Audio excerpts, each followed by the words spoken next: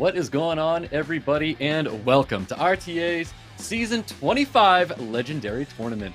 My name is Stoic, and tonight, Apps will be joining me at this lovely hour. Hi, I'm Apps. Glad to be here. My first time doing this. It's a beautiful Saturday morning, and I'm ready to see the top four go at it.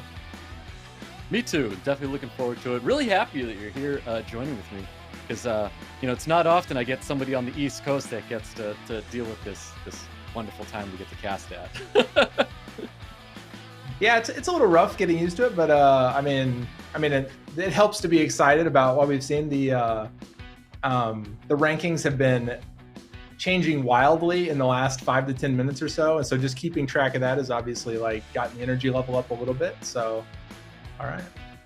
Yeah, speaking of actually those top four players, not so much the top four, it's been like a battle with the top six. What are your thoughts? It's been in and out. I'm very curious to see who they're going to be locking in, because I feel like we have a guess at who might have locked in that number 4 spot, but it's been pretty crazy.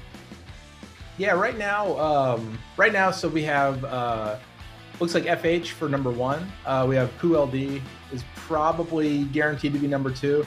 And then Livert has, as far as I can tell, is locked in number 3. The 4th spot, though, has been in heavy contention for the last 5 to 10 minutes. It looks like Lest, looks like Tars, and then potentially Reach have all been doing fights literally up to the last second. Yeah, and if I remember correctly, I feel like we've seen FH. I believe was his name. FH. I believe he's been in a legendary tournament before. And then if it is Lest, if it is Taz, we've obviously seen these two, plenty of times, in SWCU or legendary tournaments. But I do believe this is Levert's. This would be his very first legend tournament. I've seen him obviously in a few other tournaments, but not, I believe, for a legend tournament. And Livert brings a really interesting play style. Well, definitely looking forward to see what that interesting playstyle is. I have a little bit of a guess. He's helped me out before, dabbling in his world. But as you can see, guys, this is the overview of how today's tournament is going to go. We have our top 4 players that finished in this season 25. And all 4 of these players are going to be working real hard to lock in their spot and get the little rewards as well. Now you can see the rewards right here, what they're all trying to work towards. I don't want to look at that on Yuji any more than I have to right now, because it's not something that I am going to see. Oh. Yeah, that's too bad. But I mean, it's still pretty exciting. There's lots of people who are going to be getting to enjoy some of these rewards, like the Corgi. I mean, I'm kind of partial to the mounts myself. It doesn't do too much for me, but it makes me happy. So there we go.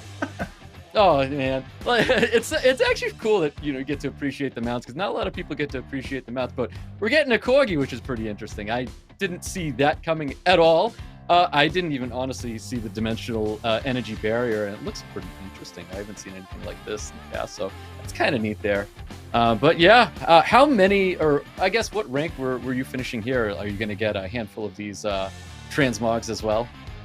Yeah, so I actually held out a hope of attempting to qualify for SWC this year. Unfortunately, that didn't seem like it was in the cards. But I did manage to come back from a deficit due to some changing strategies, and I ended up, I believe, I'll end G2 for this season. So I'll get a couple of them. Yeah. Yep. Well, that's 2 more than I'll see. Oh. I know. I'm saying, man, I really, really wanted to get it this season, but it just wasn't in the dice for me. I feel like it hasn't been in the dice for me for a really, really long time. But you know what? We've got a night tonight where we have 4 players, and we're going to find out which one of these 4 players where it may be in the dice for them. Do you have any favorites in here looking at these 4 players? Honestly, I hate fighting him, but I am kind of rooting for Livert in this case, because as I mentioned, he has a really interesting playstyle, especially in a meta that has been both kind of very, on one end very random, but on the other end very, very fast. There's a sort of the 2 opposing forces of the hard turn 1 and the hard turn 2, and Livert definitely brings probably the most solid turn 2 strategy that most of pretty much anyone who plays, honestly. But the most interesting thing about him is that very few of his units are particularly high RNG units. It's just pure rune quality and good drafting, and that's, I think, is really, really respectable. Yeah, definitely. And I think that's a perfect way to put it. It's very, very respectful because he definitely has a play style that I'm so happy that he's here because he's got a play style that really gets to showcase, you know, something different that we haven't seen in SWC. And I think this is someone that we have seen in SWC before. And he's going to be playing some of these units that we've seen in SWC as well. We've got the most picked and the most banned from FH. Yeah, so as you can see here, that he's kind of following what I would call the whale strat, which is typically going to be a LD, basically Oliver supported by LD units. Yep, and then full LD as well. I mean, not favoring as many LDs as our last person was. Yeah. He has, in comparison to like say a Veronica Oliver, he's doing more of the Oliver Ragdoll like turn 2 strategy, supported by some of the stronger turn 1s like Ethna, obviously, and then and Gianna just fits in anywhere. So it's just one of those units that really do fit everywhere. Now I saw the first FH was playing the Raccoony, Bull not having a Raccoony in his I guess units that he was showing here. Oh my God, there it is. Oh, I'm so happy to have this guy here. Yeah, Libert definitely is going. I actually kind of think of him as a favorite for winning this, just because it's such a consistent good strategy. Obviously, he has to have some RNG on his side, but I mean, his runes are insane, and like in general, he has good like draft sense. Yeah, and then we have Lest not showcasing any LDs here. I feel like this is extremely admiral to look at. That is a word that I'm going to struggle with all night. But we've got units that Les isn't using compared to units that we've seen in the past. No LDs for him. Yeah, I mean, this is, again, he is kind of still following up with some of the general ideas of the season, which is obviously Shizuka's really strong. But then he has like certain things like the Jemire, which has been featured pretty heavily recently due to like first turn resets and that sort of stuff. Well, here's the bracket, the breakdown of tonight's tournament. FH is going to be kicking it off with Lest, and then we've got Pool LD or Poo LD going up against Livert on that bottom side of the bracket. I mean, the way it breaks out, I feel like I like the way it looks so far. I feel like FH going up against Lest being a previous SWC champion. I do like that very first match. What do you think? I think the first match will be really interesting. So, because as I just mentioned the first turn, like the hard first turn resets.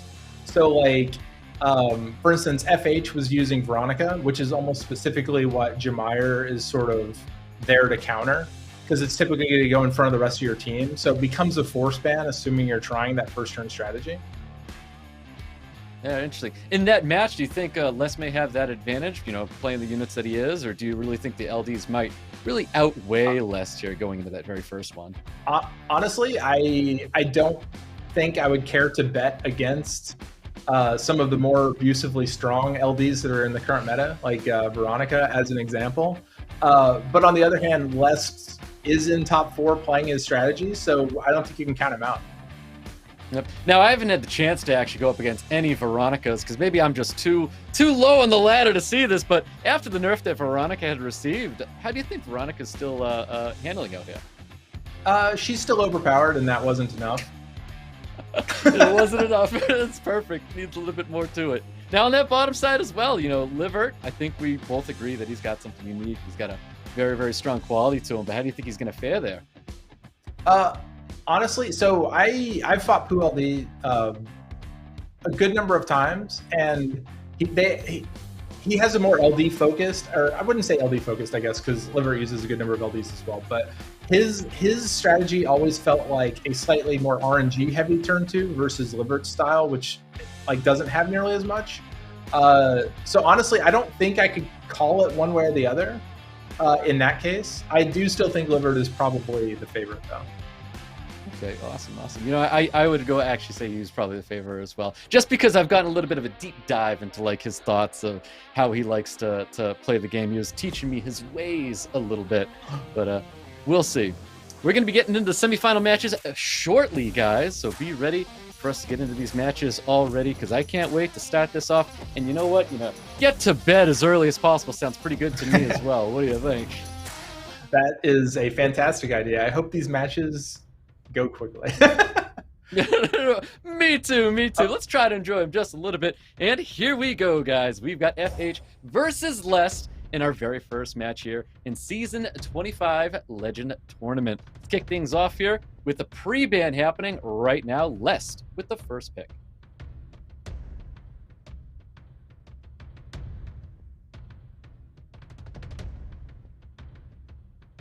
So I don't think...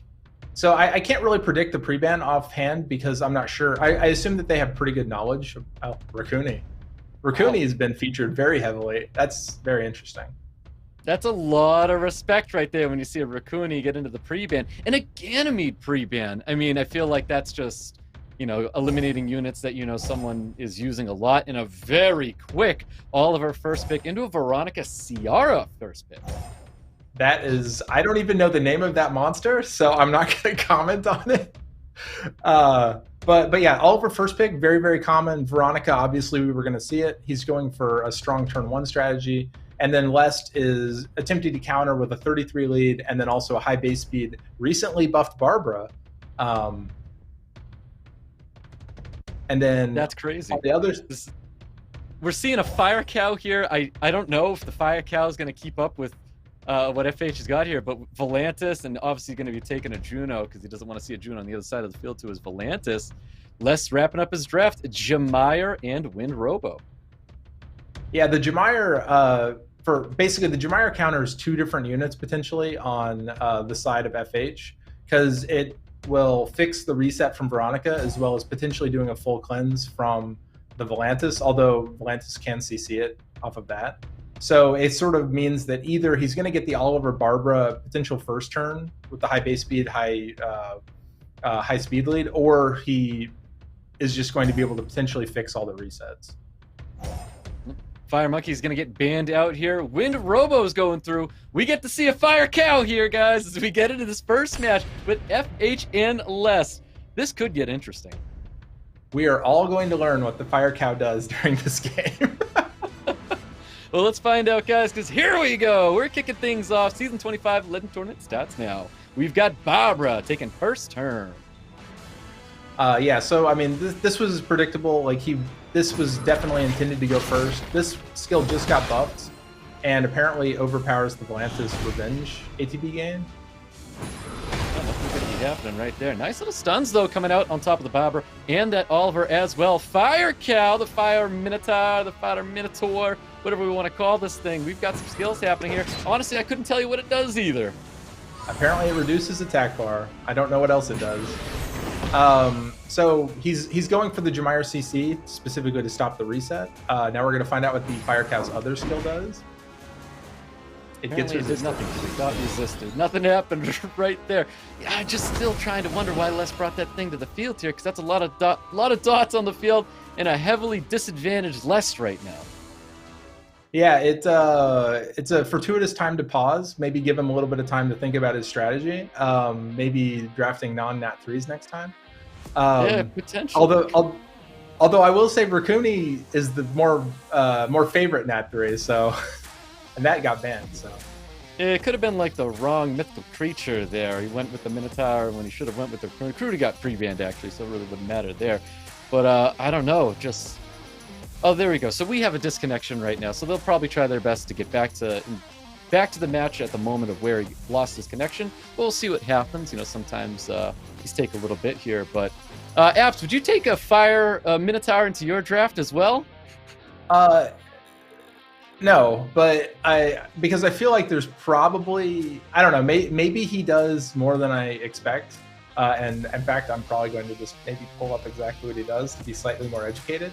But I will say that I feel like it probably doesn't do enough to counter what FH was doing.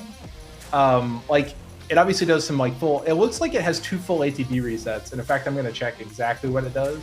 Yeah, we'll see what happens because if it is like multiple attack bar like pushbacks, maybe absorb or something like that. I feel like I could just think of, well, not on the top of my head, think of a unit that could definitely fit in its place, but I don't know. We'll see, because maybe he'll bring it back, or maybe he'll bench it after this first match. So I can tell you right now, Les is definitely at a disadvantage, and I don't want to blame it on the Fire Cow, but maybe the Fire Cow wasn't the right unit for it. Yeah, I mean, it also didn't help that his Jemire got CC'd, because like, he was almost definitely hoping for either a violent proc out of CC or potentially for it to not get CC'd at all. And then that would fix up his team and again, allow him to just unload. Like, for instance, like, I guess the plan potentially could have been if it has 2 ATB resets and then you reset it with Jemire, that's technically 4 ATB resets according to math. And maybe that's enough to win you the game. Maybe it is. Maybe it is. We'll find out if it is going to be enough when we get into that second round, because I don't really have too much faith in the draft right now and the position Les was in to win that first round with that Fire Minotaur. So for those of us who don't know what the Fire Minotaur did, the second skill reduces their ATB to 0 and fills up your attack bar in proportion to the reduced amount. So it's actually a turn cycling skill as well. And then the third is a full strip and stun. So it's actually like kind of nice. It's like a free to play, in a way it's like a free to play Sekhmet or like a consistent Miles. Okay, yeah, that sounds, I mean, it definitely sounds useful. I'm curious what those the base speed on that unit was to make him really want to bring out a unit like this. So glad he's actually trying to showcase this thing here. May not last too much longer, because that light battle angel is going to go ahead and just apply even more dots onto the field, and it's just not too much Les can do here. And there you have it, round 1 going to FH. Yeah, I'm wondering. In the next match, or in the next round of this, we're going to be able to see what he would do if he could do his normal draft with Ganymede. And I assume we're not going to see the Minotaur again, but on the other hand, maybe that's just his tech, and he's been keeping that one in the toolbox, and we're going to see a unit we don't see very often get the shine. So I definitely appreciate that. I like it when people want to try to, do new things or do something out of the ordinary, make your opponent think like, oh crap, what does this thing even do? Like, I feel like we had a moment in, I want to say SWC a couple of years ago when it was Thompson versus, the name escapes me right now, but we saw a Croa come to the field, and it just kind of baffled everybody why the Croa was even there, which was the Dak Hag. Kind of like moments like that where you're just unsure of what it even does, that you kind of don't even worry about it because you're like, it's just a 3-star. I can deal with this. Yeah, for sure. And I mean, and Crow is a good example. Like, it counters an entire meta, strangely enough. Oh, here we go. We have a new map. Oh, beautiful. We're going to get into round number 2 right here with FH and Les. Pre-bans from last time. Raccoony and Ganymede are now available, getting into round number 2. New pre-bans getting locked in with FH with the first pick this time. You might see an Oliver pre-ban this time due to... Oh, never mind. It's going to be the Veronica. Yeah, Veronica and the Barbara are going to get pre-banned here. FH, you think he's going to dig into Les's box here and take something away from him? I'm expecting to see FH with the Oliver first pick, and then here comes exactly the. What that is. Then here comes the Chiwu Ganymede. So Raccoony is really, and so Gany Hathor. So we find this playstyle disgusting typically, but on the other hand, he does have a lot of units that are specifically made to counter it. So it's looking kind of favored towards FH at this exact second. I think I would give that favor to FH as well. I feel like he's responding pretty good against the Gany Hathor. It's something that, we've dealt with the Gany Hathor for years, so I can definitely say that FH is probably feeling a little bit comfortable right now. But I do like that Eleanor last pick, which is going to get banned out here. And of course, the Raccoony finding his way to get banned and removed from another match. Yeah, I mean, what he's going to try to do is actually control the Fire Monkey specifically, and probably kill it with Wusa, potentially as like the first target, because the Fire Monkey will eventually kill him, and he's sort of hard to deal with. Yeah, most definitely. You could see that he, FH trying to get rid of this Ganymede. Ganymede obviously being a unit very, very good on the side of Les, able to reset units and, even reset his own units to get skills back up. Additional turns going to be popping out, able to get a little bit of additional damage, hitting for 2k per hit on that Fire Monkey as well. Yeah, as I said, so he reset the Juno, so he's pretty comfortable for a while, but the Fire Monkey does enough damage, he's going to be going right through those shields. So he still needs to take it out as a priority target. Yeah, most definitely. You could just see that Fire Monkey really coming at that Ganymede. Ganymede not looking so hot right now. Even the Juno looking to take it out as soon as possible. More damage coming towards that Juno, trying not to land any negative effects on it to heal up FH's team. So he's going for the Juno first, which I think is at least somewhat interesting because I feel like the Monkey is actually a bigger threat overall. Obviously, he doesn't want to get stripped and then take a lot of damage that way, but maybe he's just betting on the Fire Monkey being here. Yeah, we'll see what happens. Fire Monkey with some more additional turns, landing the defense breaks. Definitely, I think this favors FH a lot when he can able to get all these turns. He's got a fully stacked up Fire Monkey now. Yeah, I mean, I don't know if I personally don't think that Juno was probably the most appropriate first target there, but he obviously had a plan that did not work out. Yep, didn't work out at all because we had a very quick and easy matches here for FH. Something I could definitely appreciate at this hour. Right there with you. So let's see. So who's up next? Like PooLD and Liver are going to be coming up next. So I think those matches are going to unfortunately, or fortunately, depending how you view things, are going to take a little bit more time than these two. Well, I think what happened here is we had nice quick 2-0 in this very first match because they wanted to be generous with the the other people on the bottom side of the bracket, give them a little bit more time here to have some pretty good matches. So maybe that's what's happening, and we'll get to really enjoy whatever these two players get to bring to the table here. And Levert really gets to showcase his playstyle because we know Levert doesn't stream enough. As much as I'd like to see him stream more, so I can learn a little bit more from this man. You have an increased LD5 summoning rate if you stream. Someone told me that, and I'm pretty sure it's real. Pretty sure it is. Yep. Looking forward to seeing those matches. But guys, we have a quick break we're going to be taking, and we'll be right back with that match with Levert.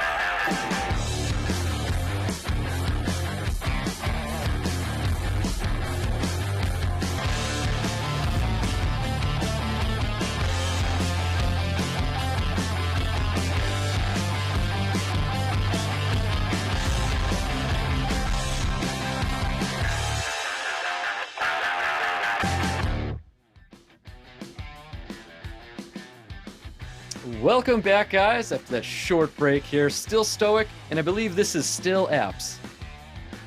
You know, if you had to pin me to a wall, yes.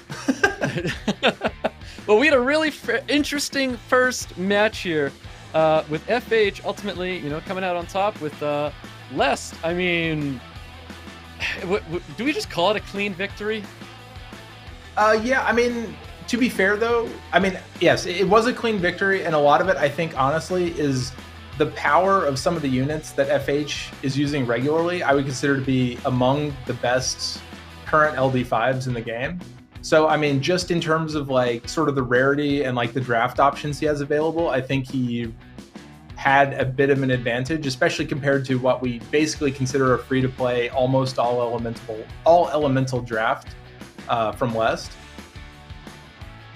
Yeah, definitely doesn't bode well for you know, regular elements. For anybody out there who do think LD Nat 5s are the top units, you know, that match right there kind of confirms it, where someone trying to really showcase non-LDs, and Les does have LDs, might I add. He just didn't draft him in any of these matches. Opt to go for the Fire Cow or the Fire Minotaur instead, which, you know what, it could have shined well. It could have shined well. And here's that match right here, the very first one with that Fire Minotaur. Yeah, I mean, and the Fire Minotaur, I mean, obviously is pretty tantalizing as a unit, so you can see why he would draft it. But I still think there may have been better options. Probably, most definitely some better options there, especially with how quick that match was ending there. And again, with Rakuni not making it to the field, it's so crazy how great Rakuni really is right now that people just don't want to see this thing hit the field.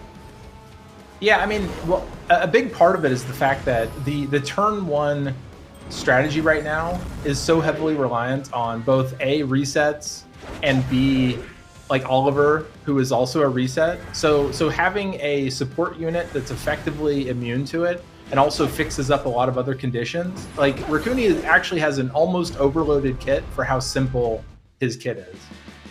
Yeah, but another unit that was became great now is that Fire Monkey King. Just like you had said, the Fire Monkey King was going to be trouble in that last match, and that's exactly what that Fire Monkey King was. Yeah, I feel like Gani Hathor is almost specifically countered by Fire Monkey because due to Fire Monkey's increasing attack speed, like the Gani Hathor comp typically relies on like lapping its opponents, so you continuously get turn advantage from like full ATB resets, and then the Fire Monkey will eventually just gain enough speed that that's no longer the case, and it does damage, and Gani Hathor is a lower DPS like kind of a comp, so it's really tailor-made to actually beat that sort of gameplay.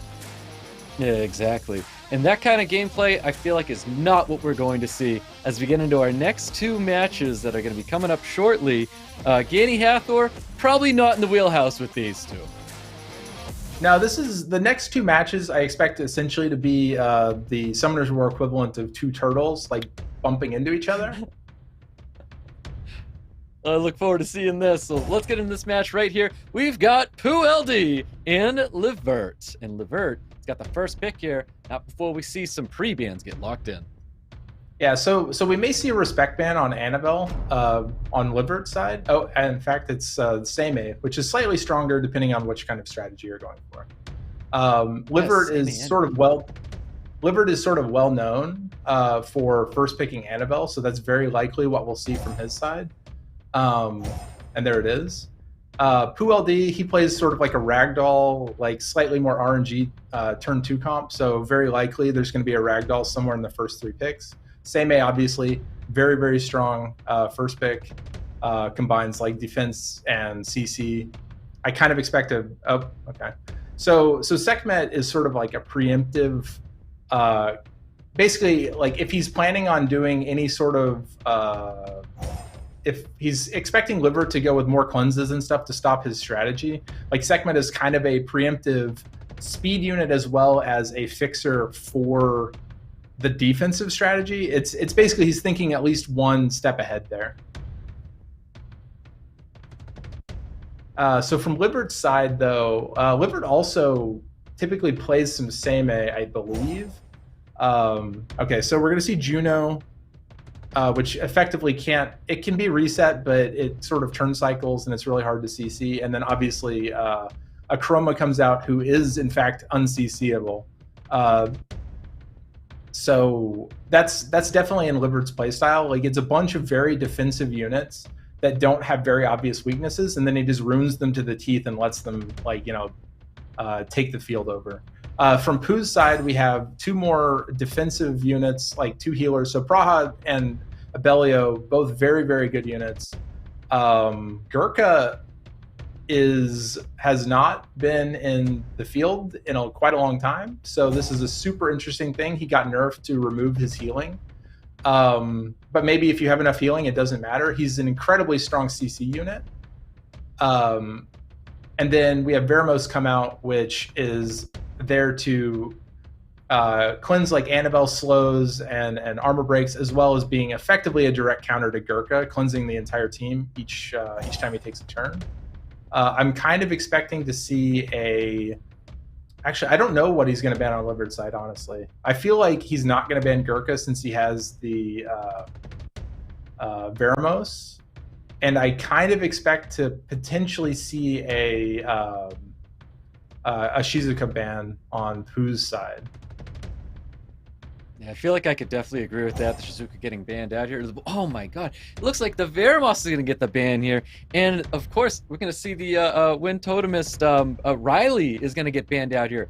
This honestly looks exactly like what you said. We're looking at two turtles. One kind of looks like a snapping turtle in the form of Levert with a little bit more aggression than Pooh.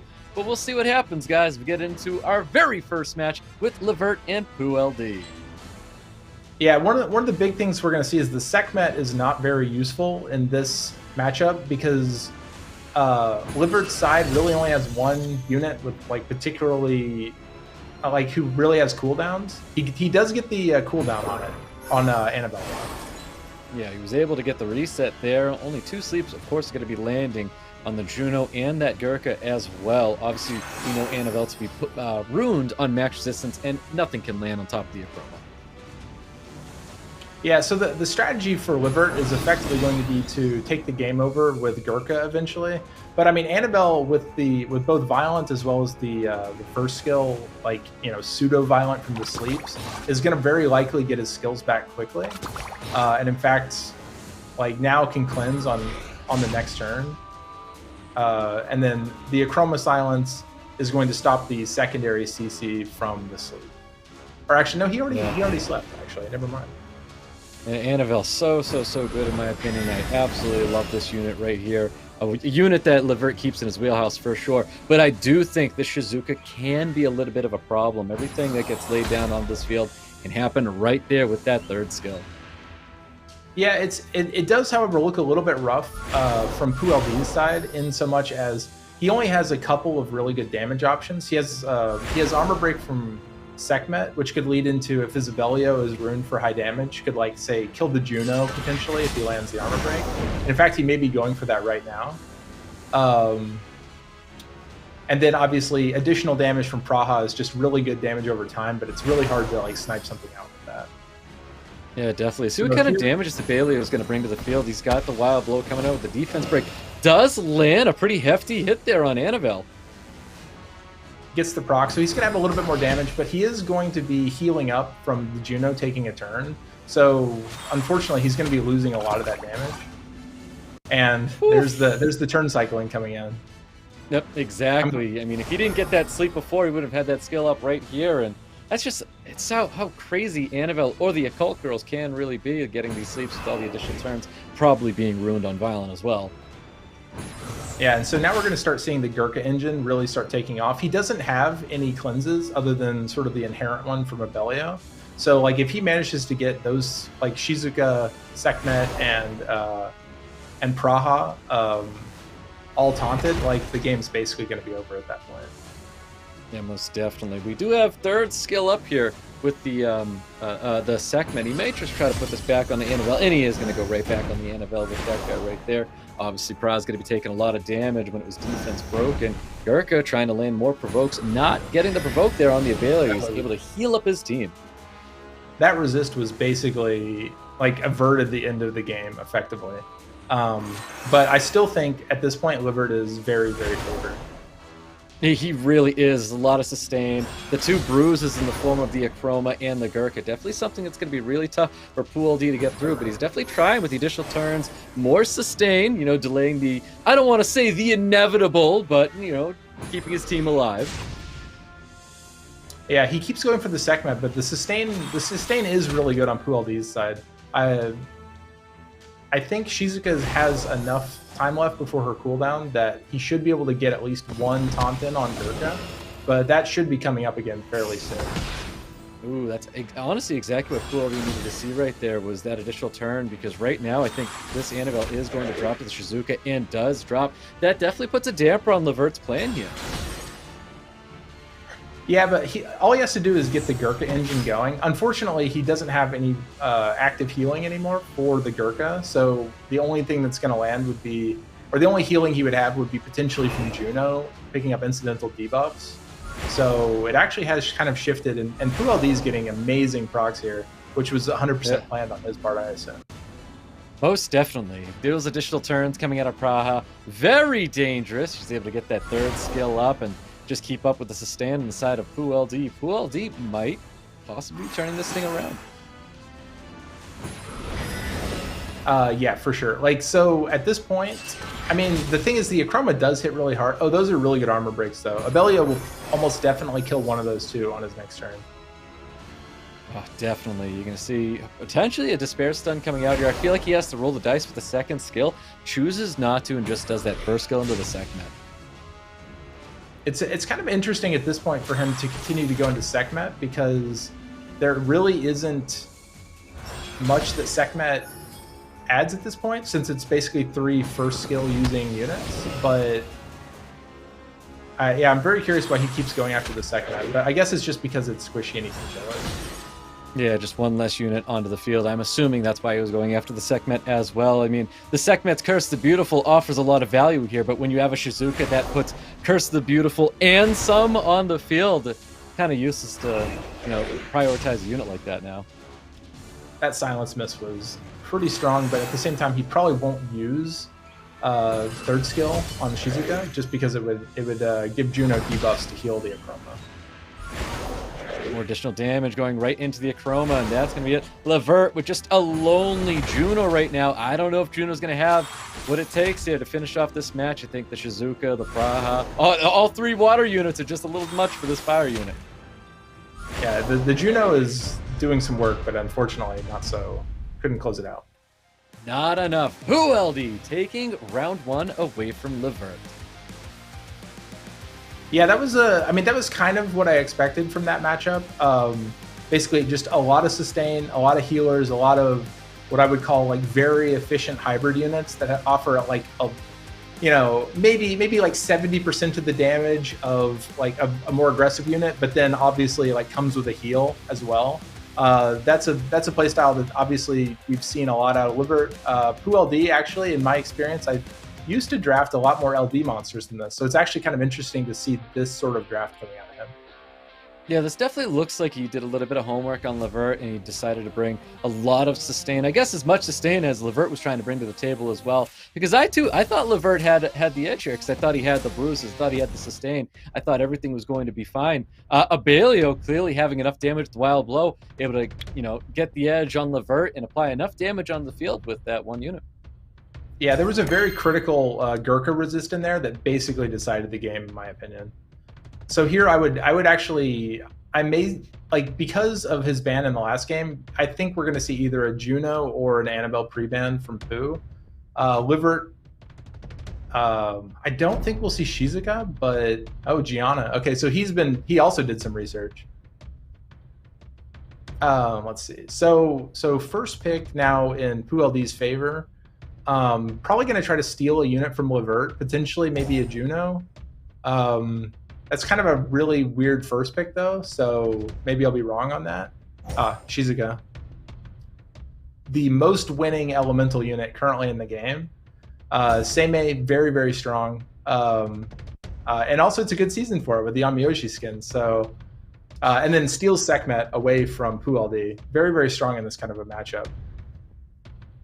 Nikki is, by win rate, one of the strongest LD monsters currently in the meta. Although pick rate obviously not nearly as high. But again, this is a battle of DPS supports that do good damage, based typically on additionals or, and then Leona coming out, Kinky, pretty strong. I'm not sure I like Kinky here because other than maybe like Praha doesn't have that good of a matchup into it, but I feel like you have a bunch of cleansers and like good damage and anti-heals. So on the side of PuLD, so I don't really like the Kinky pick here. Kraka is in a slower fight, is incredibly OP monster. So for those of you who have Kraka and have never really given her a good chance, now is your time to maybe see that you should. Because especially in these sort of like lower speed fights, she offers incredible utility and like turn cycling and armor. You know, it's just a great unit. So the last pick from Liver. That's an interesting one. I'm assuming that's because he thinks that the Kraka is built on Despair. They usually are, but it's still kind of an interesting pick. I guess it also works into the Praha Sleep, but I'm not sure that I agree with that pick. But at the same time, it's Livert. He knows what he's doing. He's been here before, you know, in this kind of a match. So. Definitely. With a Josephine last pick like that, I feel like it was 100% he was going to be banning out that Ganymede, bringing a Josephine to the table. But Ganymede's going to get banned out. Leona's going to get banned out here. Guys, we have our match number 2 in the semifinals with Levert and PuLD. Is this it for Levert, or can Levert hold on for just one more match?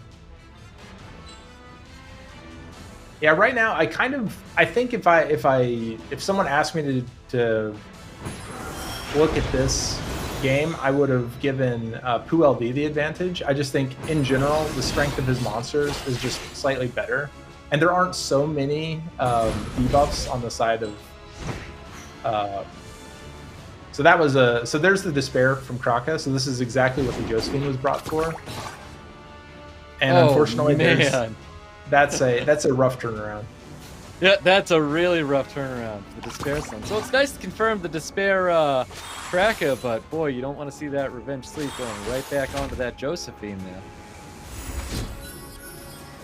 Yeah, so Seimei does provide a great amount of sustain, especially in light of like the number of debuffs that Shizuka can put out, but at the same time, like there's going to be heal blocks. Like, effectively, PuLD has 2 different forms of heal blocks, which makes Seimei not quite as good. Yeah, most definitely. Nikki looking to try and... Or it looks like PuLD's trying to deal with that Seimei first as a unit to tag it out. See if he can deal with that unit. We've got just a skill 1 there. Trying to apply some dots, get some more damage out onto the Seimei. Seimei, I don't think she could do too much. Maybe that second skill onto the Josephine to keep up with the passive, but looks like he's just going to go with some skill 1s instead. Yeah, like right now, Seimei is the primary sustain on the side of Liver. So, but at the same time, like Seimei doesn't do too much if you're not actually applying debuffs. So he may just be trying to essentially skill 1, like, you know, poke down the Sekhmet first thing. Yeah, it looks like Levert's trying to deal with the Kraka first. That's a very good proc with a defense break on top of the Kraka. I feel like he has to go right into that unit and try to take care of it, but looks like he opted for a stun on top of Pra and did not receive it, but he does have the reset available with the Sekhmet. That's a good reset, because now he probably is going to skill 2 with Kinky to get the to secure the kill on Kraka, but yeah, especially because the issue is that if you don't take out Kraka first, she could potentially resurrect your team, and then again with like she resets all their cooldowns as well, so she's effectively a single unit reset of the match, unless you deal with her. Yeah, most definitely. We're going to see Praha looking to pummel her away, try to get through this segment. Looks like Pueldi really wants to get rid of the segment just to stop the resets on the field. We do have all skills in passive available with the Josephine, so no more despair units out here, but we do have the sleeps that can pop up from the Nikki and the Praha. Yeah, that was a good provoke. So a few patches ago, they changed the Praha strip so that it actually gets rid of the resurrect. I forgot the name of the buff. Before it does the damage, so you can actually kill them through it with the strip. So that's probably what he was trying to avoid by taunting the Praha. Yeah, definitely. Nice stuns, though, finally laying on top of Nikki. Nikki not violent procking out of this stun right here. She was keeping up with that before, procking out of whatever Levert was trying to keep that unit down with. Yeah, right now, I mean, obviously, like being down a unit and also like the primary armor breaker, this is looking pretty good for Pueldi, but as the match goes on, Nikki is going to be able to pump out some incredible damage with her skill 3, which she's been actually kind of avoiding using, probably to not get armor broken by the Kinky. But yeah, that's going to come into play a little bit more. Like, here we go. Oh, let's see the kind of damage you're going to see from the skill 3. Looks like almost 3k per hit. Really nice. Again, another additional turn after getting defense broken. Healing up himself, looking really good for Pueldi right now, to be honest. Yeah, that was a very fortuitous proc, because otherwise she would have just died to Kinky. And here comes the armor break again, so that's probably going to secure kill on. Well, that's also a super good proc. We love procs. Don't we all? That is a very, very good proc there. He might actually be able to take care of the Praha. Opting to go for a provoke on top of the Shizuka instead, though. Yeah, he's just going to let the Kinky kill both. Oh, never mind. He doesn't have the AE, so hopefully he can secure kill on the Praha. But I believe if he doesn't, I think it has heal this turn, actually. Ooh, that is an unfortuitous proc. Yeah, that was really, that's not at all what Pueldi was going to be looking for there, and that kind of just turned Levert on to just eliminating 2 units just like that. Does have second skill available here to get the Cracker with her third skill to get everybody back here on the field. That's such an incredible synergy. Yeah. Shizuka is a broken unit, but unfortunately she's a dead broken unit at this point. So, yeah, I think this is pretty much secured for Levert, but I believe, as I said a second ago, I believe Praha does have her heal up, so... Yeah, but I do believe the passive's down on the Josephine. I don't think the shield... Oh, never mind, the passive is up. Definitely in Levert's favor right now. He needs to land a little bit more stuns, though, and as you say that he finally gets that stun on the Nikki. I mean, I mean, this is over, unfortunately, but... yeah, I don't think there's any way Praha comes back from this, unfortunately, and Nikki's dead now.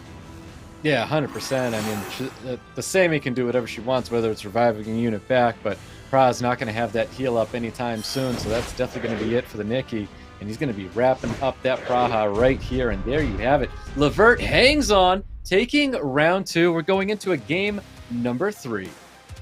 Pretty sure that was a bad manner resurrect on the part of the Semi to do that first skill, but... we won't hold him against him. That was a hard-won fight. He can stunt a little bit. Yeah, definitely. A lot of violent procs throughout that entire match, though. Favoring both players, to be honest. But there was some really, really unlucky turn of events, you know, for Levert, where Nikki was procking out of a lot of stuns, getting a lot of sleeps. There was a lot of sleeps from that Nikki first skill. You know, another reason why these occult girls are just so good. Yeah, but it's kind of a dual-edged sword, because every single time she sleeps, you have that potential of getting to trigger the Josephine, and the Josephine will actually steal the additional turn from the occult girl in that case. So they sort of like lose out on their additional turn. Like, for instance, if they had just violent procced instead, then they would have gotten her to, you know, like that sort of interaction, which actually makes it, yeah, there was a lot of... If you visualize it as a bunch of dice rolling, that's basically what that matchup was in a lot of ways. Yeah, definitely. A lot of RNG throughout that entire one. We'll see if there's even more RNG as we get into round number 3 with Pueldi and Levert. We've got the pre-bans from last time. Annabelle and Gianna now available. New pre-bans getting locked in right here. Yeah, I kind of expect we're gonna see maybe a repeat of the pre-bans from the first round. But at the same time, like I wouldn't put it past them to, or I wouldn't put it past Livert to pre-ban the Kraka, because she had a lot of effect in that matchup in the previous game. They're taking their time this time, so it's the Annabelle. So again, two very, very strong LDs getting pre-banned. They've seen what each other can do, so that's not super surprising. Livert has the first pick, and there's the classic, the Annabelle coming out first pick again. Poo LD, again two of the bigger playmakers in the previous round. We have Shizuka and Kraka. Hasn't locked it in yet though, so he may be thinking about it. And there it goes. Sekhmet, very, very strong. Akroma, super good. Basically is immune to both of the already picked units on Poo LD's side, so very, very strong pick. Praha is an interesting one because Praha wasn't particularly present in the meta up until literally in the last day or two, and now she's just shown up.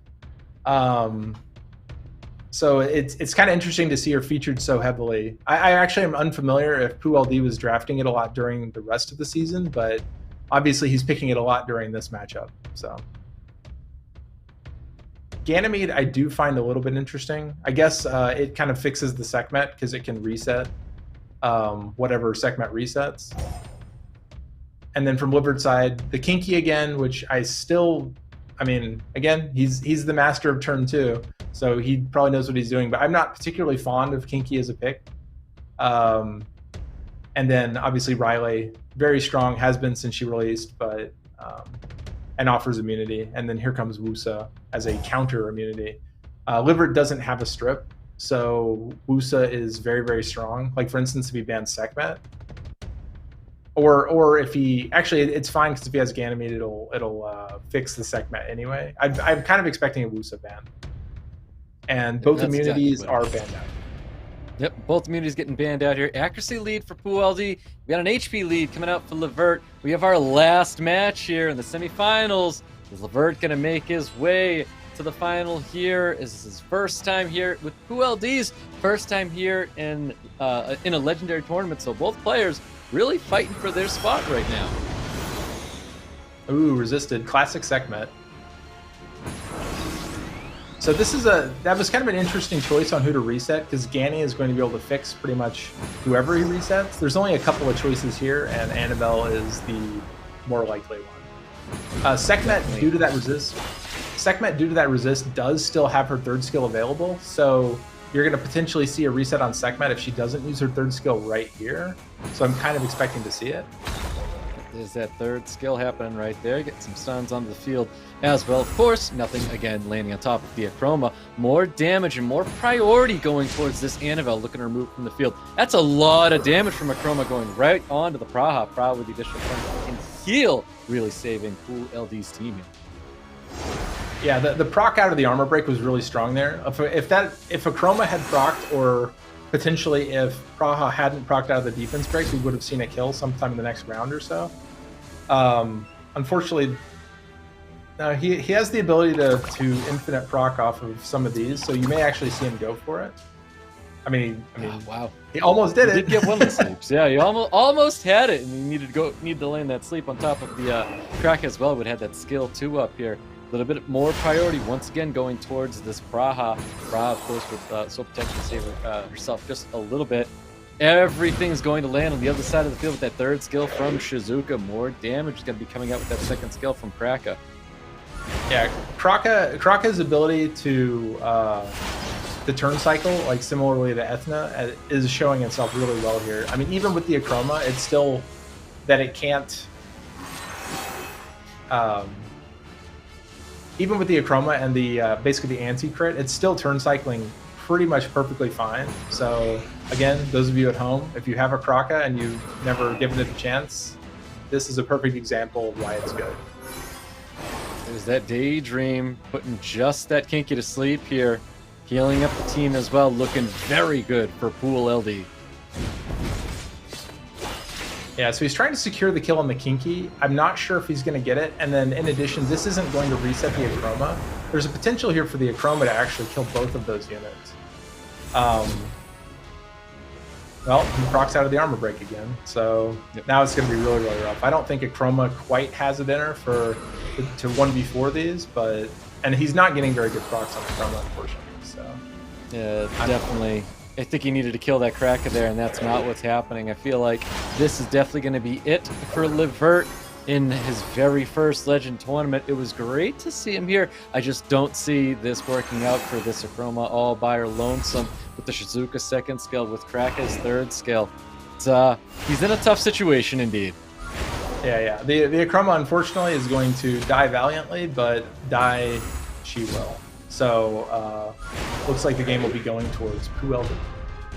100% it is. Round 3 goes to Pool LD, and that's going to be wrapping up our semifinal matches here.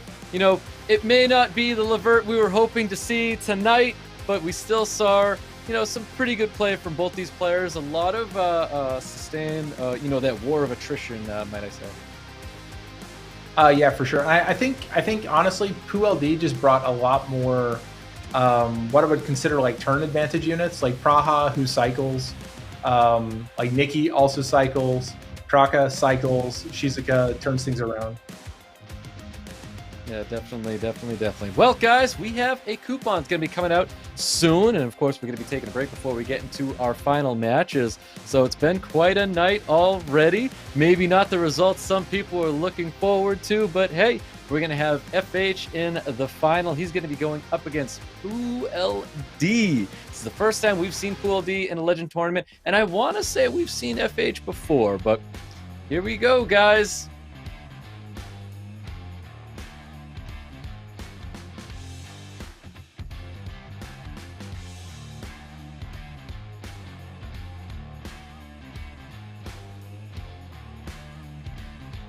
And again, we will be taking a short break before we get into that match. I hope everyone's excited about coupons. I know I am.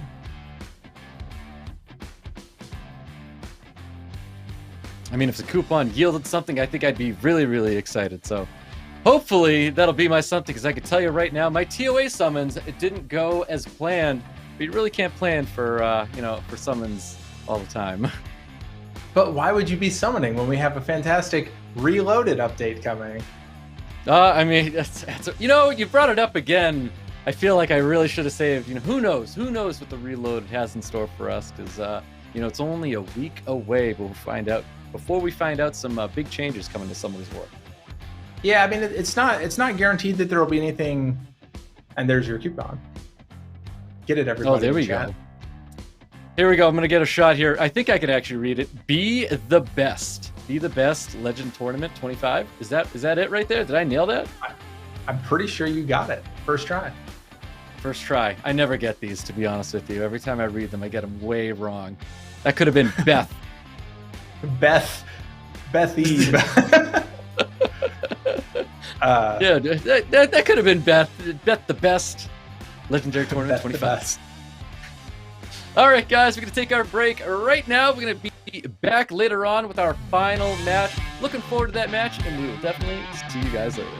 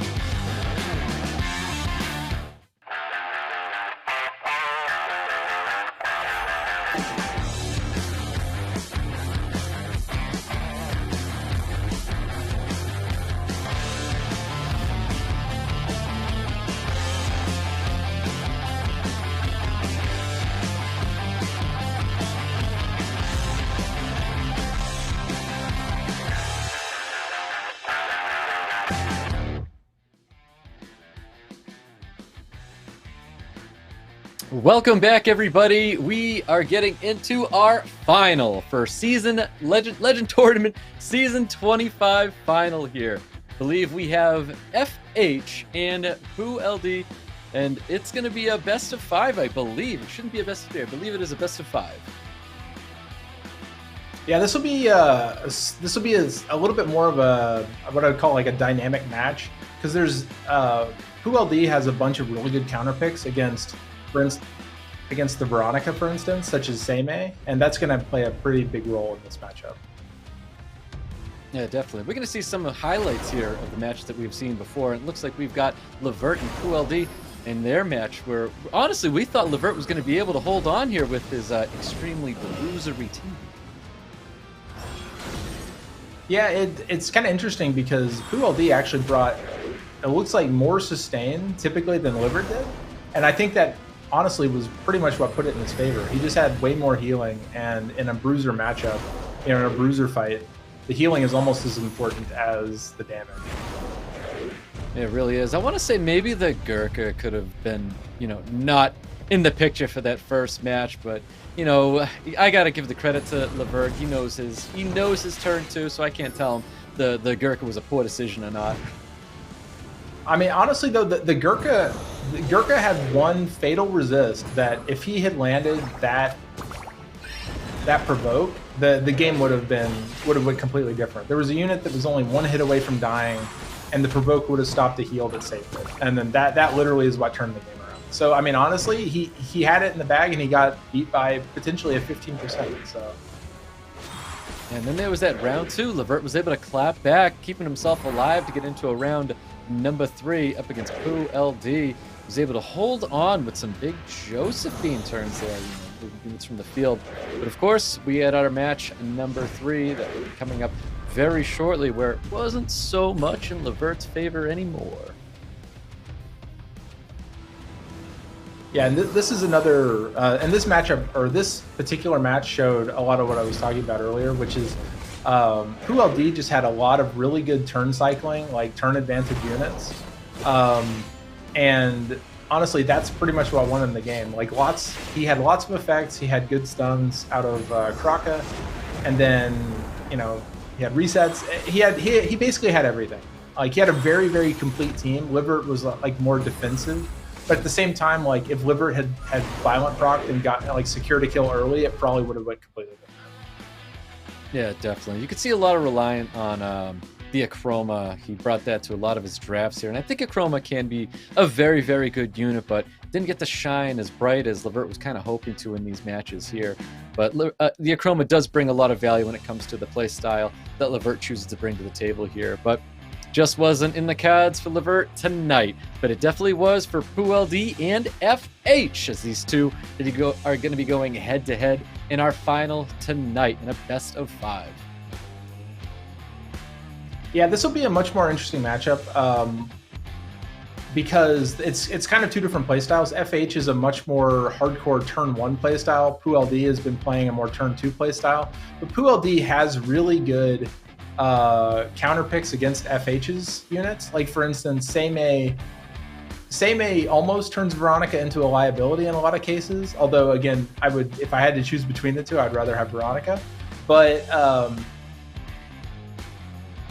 yeah, I think this will be a lot more interesting. I'm really curious to see how the draft phase goes. Yeah, definitely curious as well. I'm curious if Poo LD is going to be totally changing the pace, but we saw all the sustain, turn 2 going up against Levert. Maybe that's just how he prepared for Levert, but curious to see if he's going to maybe even challenge turn 1 going up against FH, or is he going to let FH, do his thing, take his turn 1, and just kind of react based off of that? My expectation is we'll probably see like a hard turn 2 again out of Poo LD, because I didn't see. I mean, maybe he just obviously against Levert he didn't need to, but like I didn't even see a hint of the Oliver coming out, although it wasn't his most picked units, so we may see that in this matchup. Yep, let's find out, guys. We get into our very first match here with Poo LD and FH, and of course we've got Poo with the very first pick here in this match. Pre-bans coming out shortly. Just on the strength of the unit, I'm expecting to see a Veronica ban here, and then for FH, there's the Oliver. So the two of the top tierest units in the meta, both pre-banned for this first match. I'm not even going to hazard a guess what the first pick is. They both have incredibly diverse. Well, I mean, Shizuka. I guess I should have just went with Shizuka. It's always Shizuka. Miles Raccoon, really, really interesting. So the nice thing about Miles Raccoon, like Raccoon is really good into Shizuka. And then Miles obviously is effectively an LD monster himself. He doesn't really care about elemental advantage too much. He gets a lot of extra speed. He's just like a really, really safe pick, especially if you know they're very unlikely to Leo. So here we're seeing Jemire Praha, which typically I would expect whenever resets are in play, but they have already pre-banned two of the most prominent pre-bans. So maybe he's just using it as a fixer knowing the Volantis is coming out. So here's the other very good LD unit on FH's side, which is the Volantis. And then the Juno is sort of like a preemptive counter pick. And also it's really, really good into Shizuka. So that plays a really good, that plays a big role against everything currently on PuLD's side. Kind of flashes the Oberon, which is a nice aggressive pick, especially when paired with the Shizuka. But he decides to go more healing, more sustain, and then Camilla providing some damage. The primary damage will then be probably Jemire or Camilla. But there's no resets on FH's side, so Abellio is really, really strong here. Riley comes out to provide the immunity. And also more sustain, because potentially the Raccoon just isn't enough. I'm expecting to see the Riley banned, however, because it's 4 water units and that's a wind sustain, so it's very likely going to go away. Yeah, I couldn't agree more. I think Riley's definitely going to get the ban here. I love seeing the Camilla. I believe this is, since the Camilla's gotten buffed, this is our first Legendary tournament where we get to see a unit like this able to take Spotlight, and it looks like Camilla's going to be making her way to the field. One of my more favorite units in this game. Praha is going to get the ban. Miles is going to get the ban. We've got a crit rate lead for FH and a speed lead for PuLD. Let's get into our very first match in a best of 5 between FH and PuLD. So right off the bat, I kind of think PuLD is favored in this case because he has Jemire to fix up everything going on over there. However, Shizuka is not super useful into Raccoon Juno. And in addition, once Volantis finally gets to drop skills on PuLD, you again have the Jemire to fix it up, and Camilla's effectively immune to it. So I don't know. This is actually super interesting because I don't. PuLD has better kill potential, but at the same time, like, I don't know, there's so much sustain on both sides. I feel like this is going to come down to something really, really random. And I hope it comes down to Camilla. I want to see Camilla succeed in this match. My girl needs to come through, and we'll find out if she's got what it takes here. But we've got Riley trying to fill up the team, well, keep the team as healthy as possible. Volantis, a nice little stun there back on the Abellio. Yeah, well, I mean, and so in this matchup, actually, like, the fight could go long enough that Camilla just starts, like, that Camilla's damage just ramps up from the progression of the match, that you may actually get your wish. And Camilla will, because eventually Camilla is just going to, like, start killing things with, you know, like, a single violent proc. And the game is kind of engineered, and like, currently, to keep the match going until it gets to that point. So, I mean, that may be the plan all along. Yeah, probably. Now, there's no defense breaks that can land on this field because there's not a unit on this field that can offer the defense break. So we're not going to see some insane like value and volatility off of a third skill coming out of Shizuka. So Camilla's not taking advantage of any of this. So I think that's exactly what you're saying is as the match progresses, attacks going up and HP's going down, we're going to see Camilla start to really, really hit hard here. But also units like that Juno's going to start putting out some bigger numbers as well. Yeah, but so later in the match, I think Camilla should have a pretty easy time against Juno, and Abellio obviously also is a surprisingly good DPS unit. And so once Jemire dies, there's not going to be a super obvious target for the Juno to start working on, and I think the match is going to at that, like it feels like FH is doing really good damage right now, but at the same time, it's because he has one particularly good target to focus on, and after that target's dead, I think it will look a little bit more equitable. Definitely. With those attack buffs, sometimes it makes it feel everybody kind of feels like a damage dealer when you have attack buff on anything. They're able to put out a lot more damage having that up there. Like even, you know, Juno, Volantis, they're able to do a lot more damage when they have this attack buff. So kind of nice for FH and the sustain to keep his team alive as well. So we'll see where things go later on. So he finally finishes Jemire, and I guess we will now get to see whether my surmise is correct. One nice thing about the Juno is it's keeping Shizuka from being able to really use her third skill. And yeah, so his plan now is mostly just to pump out enough dots with Volantis that I guess he can overwhelm the enemy team. But as I said, he still doesn't have a super good answer for Camilla. But Camilla hasn't even landed that skill 2 yet. I feel like every time we've seen a skill 2, nothing has happened from it. The classic Abellio proc coming out. This isn't going to be enough to kill. If he goes for Volantis, it's going to be it's going to be pretty good damage, and it was. But I think I think that's not low enough for Camilla to kill, even if Camilla Violent procs. But I mean, you never know. Like but if he manages to secure the Volantis, yeah, unfortunately, I think that was a non-crit, actually. That was unfortunate. Yeah, definitely a non-crit. That was very, very low damage as well.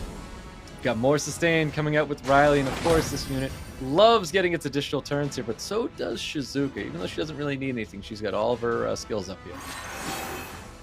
Yeah, I mean, I think the game plan on PuLD's side is literally just to survive until he can actually kill stuff, because his damage is surprisingly low, but it's kind of ramping up. Like you'll notice, like the Wild Blow, not even in animal form, took a third off of Juno. So like, and if he gets the Juno down, like Shizuka's going to be able to third skill, and that'll be a really, really big deal for this match.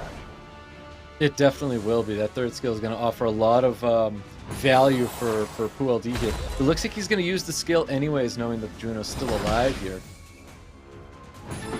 Yeah, that's kind of interesting. I don't know. I mean, maybe he's just hoping. I guess actually, I don't know. Oh, that was really close. Oh, and he secures it. That is an incredible move. I was expecting the Juno to cut there, but now it's actually looks very favored towards PuLD. Definitely. That was kind of the transition there. I thought he was a little early on that third skill. I was agreeing with you not to use a third skill with the Juno still live on the field, but able to go back to back with the Abellio and Camilla shut down that Juno.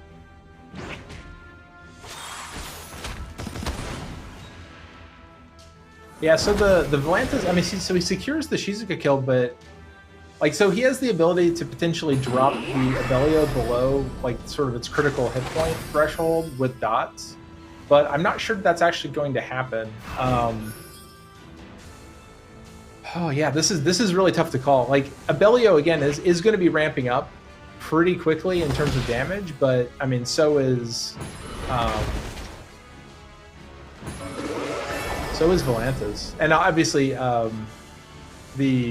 the FH's side has attack buff, which is going to be a significant advantage in this sort of like later game, like ramped up stats gameplay. But yep, I mean, it's, at some point it's going to be literally just who violent procs and two-shot something first. Yeah, there's that second skill. Once again, Camilla just can't land it.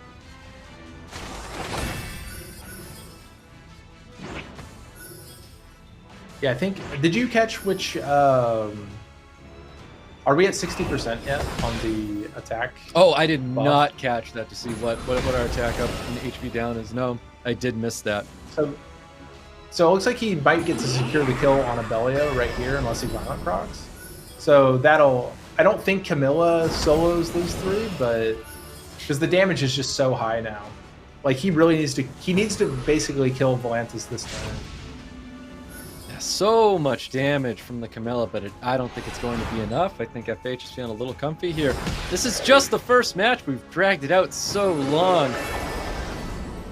Yeah, this is definitely showcasing the power of bruisers and healing, or at least showcasing something. I'm not sure exactly what. We're showcasing some damage from Raccoon and a 70 up, 70 down, and there you have it. FH taking down FuLD there in our very first match. It does feel like it could have been a second or a third match, but no, guys, that was our first match. Yeah, they're definitely giving us our money's worth on this one. So I will say that I kind of expect one of them to, well, in the next match, we're going to be able to see Oliver. We're going to see Veronica. I expect both of those together is going to make the match go much quicker because obviously skill control on the healers is going to be very, very important. So very likely the next match will not be quite as long as that one.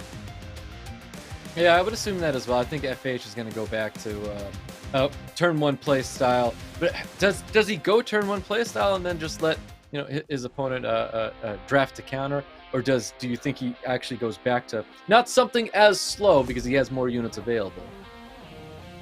I think with the availability of Oliver Veronica is just one of those combos that is so strong that if you're allowed to have it, you kind of can overpower a lot of turn 2 drafts, even ones that look like they should counter it, and yeah, it's a very strong combo.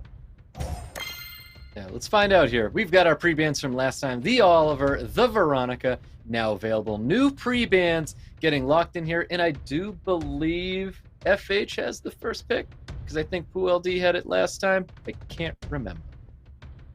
I kind of think we're going to see a Volantis ban this time, and there it is. And so Miles is an interesting one because Miles is one of the few units that will probably outspeed the Veronica reliably, that fits into a turn 2 comp really, really well. So that's probably why we saw that pre-ban. And then Oliver first pick, which is 100% expected. Probably going to see a Shizuka, probably going to see... Oh, never mind, he didn't. So Jameyer, as I mentioned, is a fixer for those resets. And then Sekhmet itself is another way you could outspeed Veronica. So he's definitely challenging him for speed this time, but I'm probably going to see, or we're probably going to see a turn 2 pivot in the remaining units is my expectation. Shizuka, kind of interesting because it also fixes up some of those cooldown resets. It also, obviously, immunity is a really big deal. It's just we're seeing basically a bunch of very top tier meta units right now. Jameyer maybe not so much, but the other ones are just heavily seen at all levels. And then there's flashing the Raccoon to let him know what's up. Nikki, another very, very strong unit, as mentioned, coming out on FH's side. And then what will the last pick be? So Oberon, very, very strong when used. Ooh, Giselle, that's a spicy one. So Oberon is very, very strong with Shizuka because you can build it very high DPS and then simply bring it back to nuke something down. So it almost requires you to ban either Shizuka or Oberon. Usually I think people ban the Oberon over the Shizuka, but I guess we will find out. Although he does have resets. Definitely. I mean, I'm kind of expecting to see either... I was going to say either a Sekhmet or Jameyer, but I was kind of trying to think if maybe there was going to be... Usually people ban one of the last picks, but in this case they didn't do either. Or they didn't do that on either side, so... Yeah, well, let's find out, guys. We get into round number 2 here with FH and FuLD. We've got a little bit of a different draft compared to that very first match. That was interesting. Didn't get to see too much happen right there. So as one of our most favorite streamers often says, Veronica's an inconsistent unit with 100% activation rate. So that's actually super unlucky, and that's either a very weak Oberon or a very strong Gianna. Unfortunately, that reset makes this very difficult. Or missing those resets makes this very difficult for FH. I kind of think we're going to see FuLD take this pretty quickly. especially since the Oberon didn't kill. Like, and nothing is working out right now for FH. No, other than the fact that Oliver was very rough. Yeah, besides that, I mean, Oliver does have that power to, you know, take over a match if we can get everything and all the turn cycle force and violent procs happening on top of that as well. So we'll see what happens, because even the violent proc here isn't super impactful if he does get it, but we'll see what happens as we get deeper into this match here with the Ventilate going back onto that Veronica. So the invincibility is going to stop that bomb from killing the Veronica, but I don't think he has strip anymore. Actually, I don't. Sorry, I lost track of the cooldowns for Gianna. But so Veronica has reset skills now, so he's going to get to go in again for that inconsistent third skill, and he's protected for a long time. So, but here's the counter reset. Probably going to go down on Veronica. Definitely lands, and lands true on top of that. Veronica, we do have a second skill available. Maybe going to put that on top of the Abelio to help push back that attack bar. Ends up going for the Gianna instead, though. Yeah, I think at this point it's looking sort of more favored towards FH, just because Veronica, like, Oliver is going to have free reign on 2 units on PuLD's side. And I'm pretty sure PuLD is basically out of, like, well, he does have the heal. But he's starting to run low on his cooldowns. Like, if he could survive the next few turns, like, he has the ability to, he'll potentially have the ability to turn it around. But I think Giselle is going to be cycling on this next turn as well. Yeah, you can tell FH is really trying to get rid of that Gianna. He wants to be able to get his invincibility, not have to worry about losing that to the one stripper on the field. Well, I guess Segment counts as one of the strippers as well, but you can see there's that defense buff coming up here, and more damage coming towards that Gianna. Gianna was able to finish off that Oberon, though. Ooh, and he's going to concede that match. And there you have it, guys. PuLD does clap back there, and he is taking round number 2. Yeah, I was a little bit, I got mixed up on Giselle's cooldown. I was kind of expecting it to cycle slightly faster. Actually, did they nerf that skill? Unfortunately, it's not a unit I have, so I don't keep up with it. So it did receive a nerf, and what that nerf was, I can't tell you on the top of my head right now, because it's not a unit that I really worry about at all. But yes, it did receive some form of a nerf, though. Okay. Yeah, so that was super interesting. Honestly, I think the most pivotal point in that match was actually the fact that the Oberon did not kill the Gianna. Like, that was literally like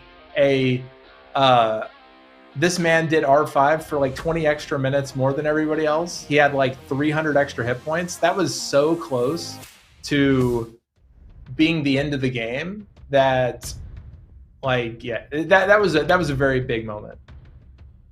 Definitely was. That could have been the game changer there that took FH into a 2-run victory over LD right now. But I mean, keep in mind, guys, this is a game 5, and both players with 1 victory under their belt still feeling pretty comfortable here as we get into round number 3.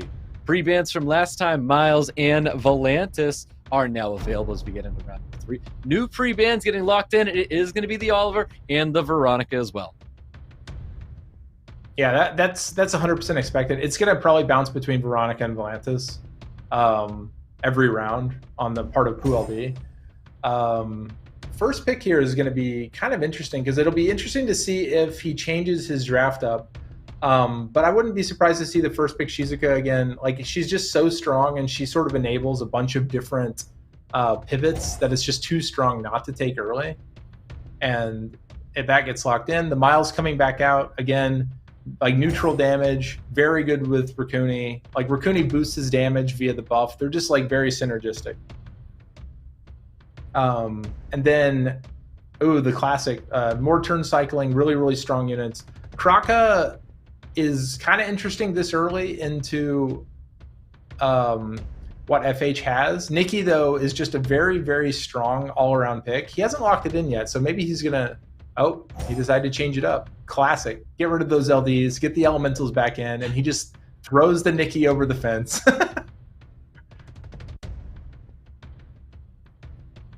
So Chungpung, interesting because very, very strong in the meta, but at the same time, this is the first time this tournament that we have actually seen it in play. Obviously, a really, really strong response to a wind, water heavy picks from PULD.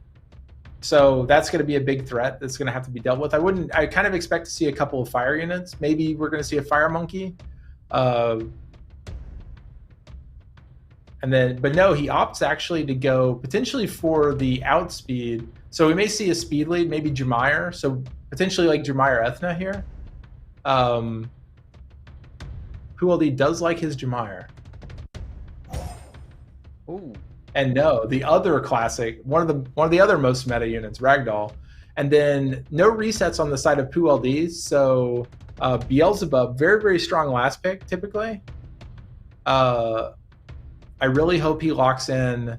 I'm blanking on his name right now. I always want to call him Oscar for some reason. Oh, never mind. I like the Oscar, but Carlos. Carlos, yeah. For some reason, he's Oscar in my head forever. But anyway, he goes back to Beelzebub. Beelzebub is an incredible last pick in a bruiser fight where they do not have a reset on the field. Because effectively, it can potentially be a force ban. He leaves it in, though. So I can't believe he left that in. I saw the Beelzebub and I'm like, yeah, that's cool. It's getting banned out immediately, but that's not what's happening. Chungpung Ethna getting banned out, guys, as we get into round number 3 with some very different drafting compared to our previous matches with these two players. So one thing about the Beelzebub pick is typically you're looking to draft it into people with AEs because they're sort of forced to potentially kill it / damage it to where its damage begins to ramp up. And as you may notice, PULD really only has single target DPS units. So Beelzebub isn't quite as scary in that sort of a team or against that kind of a team. So maybe he's just betting on being able to control the damage into it long enough. Let's see where this damage is going to be going. Does get the defense break, does get cleansed up by the Raccoon. So it looks like PULD wants to get rid of this Nikki first. Yeah, and it looks like Miles is probably going to just focus, I'm guessing, on Shizuka.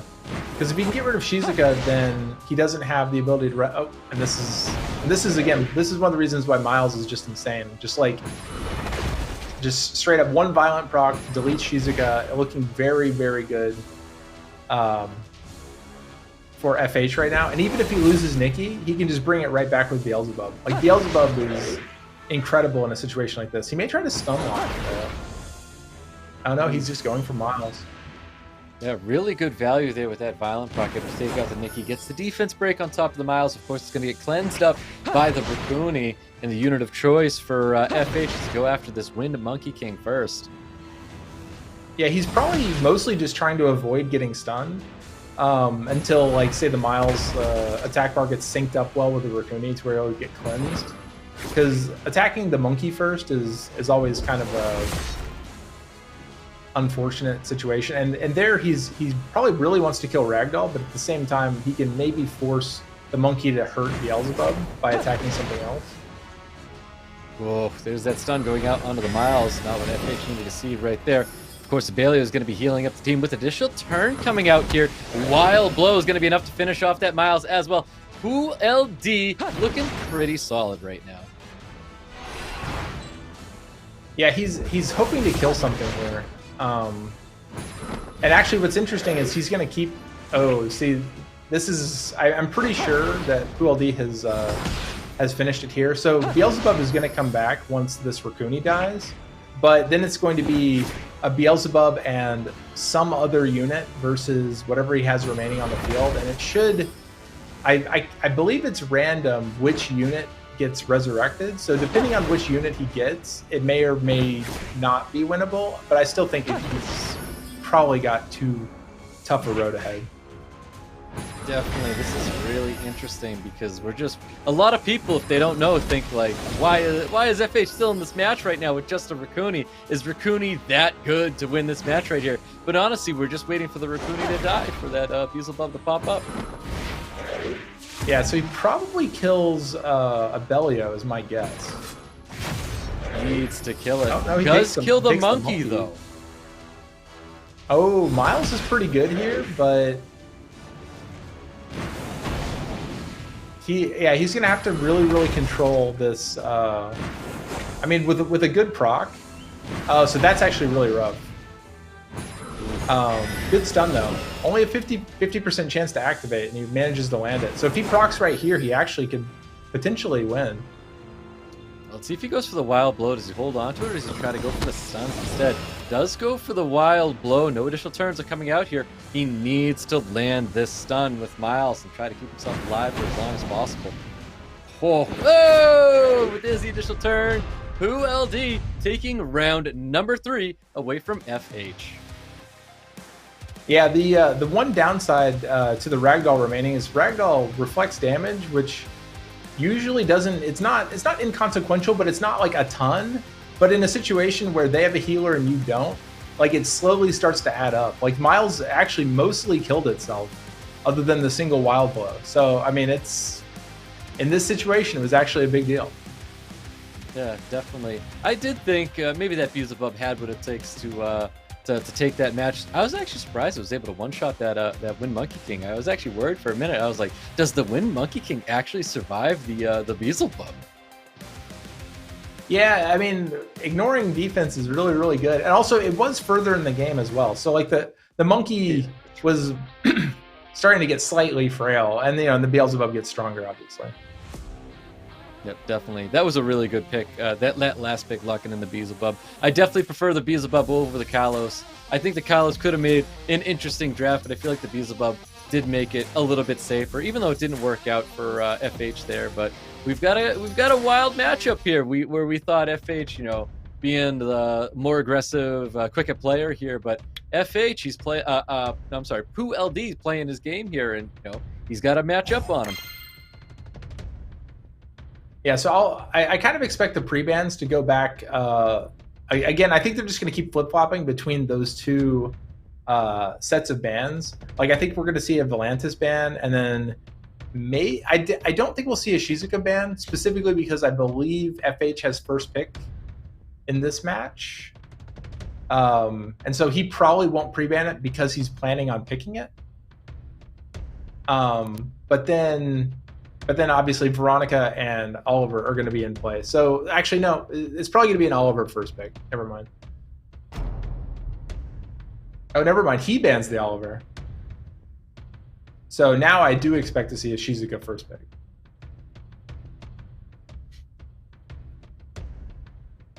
But then again, he has so many LDs, like it could be something unexpected. But no, Shizuka first pick. Poo LD. Maybe the Ethna Jamair setup, or potentially like Sekhmet Jamair. That would also work really well into Shizuka.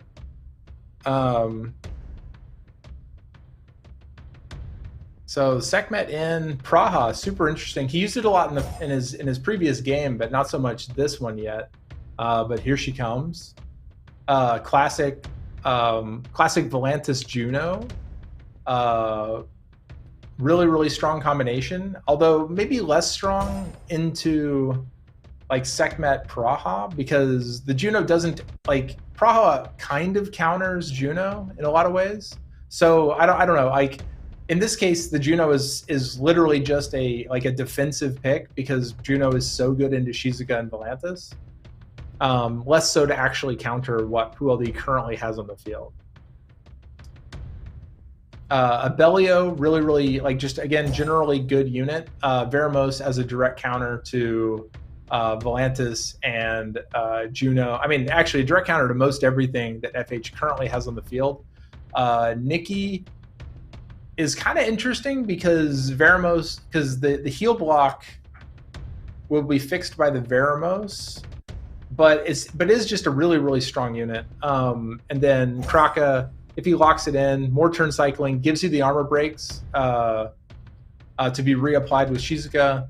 And yeah, just a really strong draft overall. I kind of am liking FH's draft currently. PuLD going back to the Riley as another way of fixing up the Volantis situation. But Raccoony is picked instead. Goodbye 5 stars. Welcome to the 3-star meta. The rat is ever present. get used to it.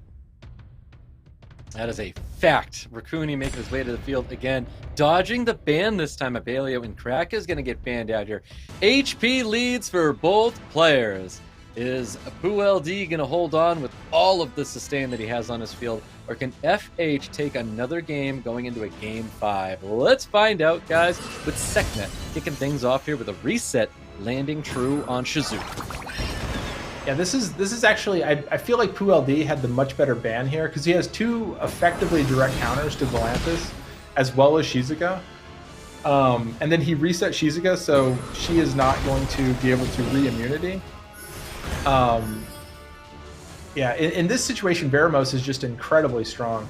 And then Raccoon adds the turn cycling. Like, we're going to see...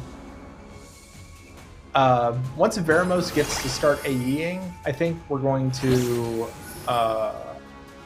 like, depending on what he lands, this could be really pivotal. He lands on the 2 support units, and Volantis doesn't really have too much effect in this matchup. Yeah, nice little defense break laying on top of the Juno. Pra's able to pump some damage on top of that, and that is exactly what he's going to be doing here. I think he does just keep trying to take advantage of the Juno, because if that unit's not in the field anymore, you know, I feel like he doesn't have to worry too much. I guess not worry too much about anything at all, really. Yeah, he has a... Yeah, exactly. Like, only the... Well, Nikki and Juno are the 2 main threats, and Nikki right now is heal blocked, so if he manages to... Well, she has heal. Okay, so the game is now reset almost to the beginning, except for that Sekhmet is very almost dead. Except now we've actually reset the game to the very beginning. Yeah, that Shizuka second skill going right back onto the Nikki, acting as like pseudo ventilate, help getting the cooldowns down on the Nikki again to get that cleansing heal back up. Yeah, So he resets the Shizuka, good land on with no resist. So we still don't have to worry about like re-immunitying. I don't think he's gonna strip here. He probably goes in on Juno is my guess. Oh no, Shizuka time. And then no sleep, so no continued cycling. Yeah, I feel like this is going to kind of continue where they just keep healing themselves up until someone gets like a nice proc string going on. Because this is... Why is it always again, the game 5s that are like this? Yeah, but I mean, and Veramos just fixes all the... I mean, again, it's like they both have managed to draft against each other really, really well. I think the biggest wild card here is actually this Nikki. Mostly because, 1, it can heal block, and 2... with the right violent procs, it can, you know, like it can sort of, because it can effectively proc more than 1 time, it has a way of swinging the match in a way that a lot of other units can't. Yeah, definitely. Well, Nikki's not looking super hot right now after that brilliant third skill, doing a lot of damage on the side of PuLD. PuLD desperately trying to get rid of Nikki, but there's that second skill once again coming out of Nikki. The Shizuka skill 2 is acting like a ventilate, you know, getting that skill 2 back up on Nikki is just extremely helpful for FH. That was a very good stun. I think, I'm not sure what the state of Praha's heal is. I wasn't paying attention on her last turn. So if she procs here, then she resets and heals Sekhmet again. She did not. So I expect we probably see a Sekhmet kill in this. Oh, that was, if that had crit, then that would have been it, but... He probably resets Shizuka again. Now he just that was a big dice roll, in my opinion. Yeah, that was an incredible revenge, but he is going to get to secure the kill on the Nikki. Or not. I don't know why he didn't go for to secure the kill on the Nikki. I feel like that was kind of important to do that. Opt to not go for that, you know, just trying to heal up the team here. I mean, he's still going to get it, so I mean, he has that going for him at least. I feel like, so that's a 2-for-2 stun from the Juno. Praha does a lot of damage as the game continues, but so does Juno. And unfortunately, but Shizuka has skills now. Yeah, Shizuka with that skill 2 bringing back Nikki, it's just super consistent. Because I feel like you always have that second skill up when you're bringing the unit back. So much damage. Yeah, I think that basically wraps it up. He's going to finish Veramos here, and then the cleansing is not going to be nearly... I don't think it'll be nearly enough to stop Volantis from doing what he's going to do. Well, Raccoon's going to need I don't know. Actually, if he procs here. here... Let's say if he procs here and finishes Shizuka, that could have been... That actually could have been it, but... That's going to be it right there. Gets dots, kills both units with the Juno. FH taking round number 4 away from PoolLD. And just like that, guys, we go into a round 5. You know, I love it when we get a round 5 here in the final. It's just, it's exactly what I'm hoping for, you know, every time. Yeah, so, I mean, it's kind of cool to see. I mean, especially because, like, it's not my favorite kind of draft that they're doing, but at the same time, they almost perfectly counter drafted each other. I mean, obviously on the defensive side, so it feels like no one does anything, and the game goes, you know, to the end. But it's actually because, you know, it's like, oh, you have this very strong ability. Well, I have this strategic ability that fixes your ability, and then just like, but I have one that fixes your ability. You know, it's like it was really well drafted on both sides. Given like the starting point that they came from. Yeah, most definitely. I feel like when they see one person just going like heavy sustain, they can't help but try to, like, you know, counter with their own form of sustain as well. Like, you don't want that war of attrition as to why, you know, whatever you're trying to do doesn't work when, you know, they're just gonna, you know, bounce back and sustain the team. So we're probably gonna see an Oliver Veronica ban again. Because PoolLD has first pick, I believe, and so FH probably pre-bans Oliver, and then PoolLD comes back with that Veronica pre-ban.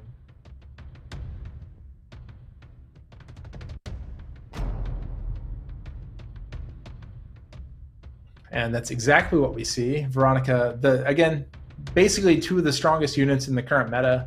And then they're essentially banning based on who has first pick in this case. PoolLD, probably Shizuka. Like, it's just how it is. I agree with it. And then I think we've seen this draft for the 3rd time. Wake me up, am I dreaming? But yeah, Miles Raccoon, again, super duper strong, very, very, like, the main thing is it's a really like defensive pick because it kind of handles most stuff. Miles really doesn't have too many direct counters other than like Leo.